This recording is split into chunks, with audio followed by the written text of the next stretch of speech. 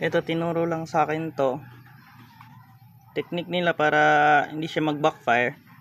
Itong hose na to, tatanggalin natin yan.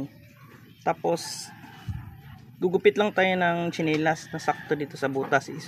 Ipapasok natin, kumbaga pipigilan natin yung butas na to. Para di siya mag-cause ng backfire. Yan. Tapos sa kanya ibalik tong hose dito sa dito sa metal na to yan. Mahaba kasi ko i-explain ko pa lahat nung sinabi sa akin nung pops natin kung anong ginawa niya bakit hindi nag-backfire. May ibang purpose din kasi ito pero yun lang tinuro niya sa akin. Itatanggalin ko to, magugupit ako ng tsinelas. Isusok ko dito sa butas tapos saka ko ibalik para hindi na siya mag-backfire. Try nyo lang. Hindi na siya mag-backfire. Dito. Itong hose na to.